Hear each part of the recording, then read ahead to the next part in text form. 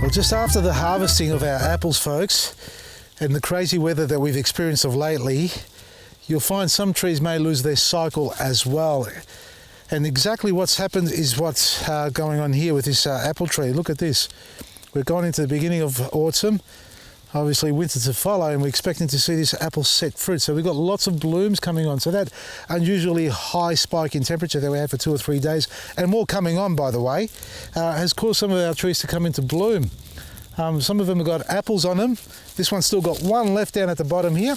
There it is, gone. One eaten one over here, and now we've got another second flush. Now what's going to happen with these? Well, it's going to try and set fruit. It's going to try and grow its fruit, but the cold weather's not going to allow it to develop properly to its full capacity or maturity. So if this is the average size of fruit, it's not going to grow like that, and in fact it may grow long, oblong shape and really deformed, and that's because of cold weather. So if you've got an apple tree or any tree that's fruiting and should not be flowering this time of the year, well, bring your secateurs out and you can take them off or allow them to set and then just take them off with your fingers like that. So just pinch the flowers off, or take the entire head off if you like, to put the tree back into its normal cycle again.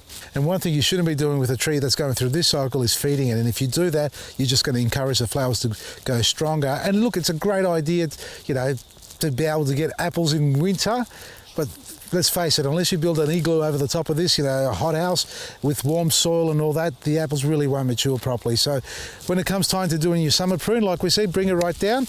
You can go around and cut it all at the same height for now, because in winter we'll go back and thin it up and cut them correctly, which way we want it to grow, what we want to remove. But while you're doing it now, and you need to, well, you can take the flowers off as well, if you like. Well, just let them bloom and then pick the fruit off once they set. You'll have plenty of time to do that as well. Now, folks, I know a lot of you want to learn more and more about fruit trees, how to grow them, prune them and shape them. So later in the year, we're going to be doing a heap of workshops here on fruit trees, as well as the gardens that we have, the vegetable gardens and flowering beds. So stay tuned for that. Watch out for our promotions on those when we start launching them.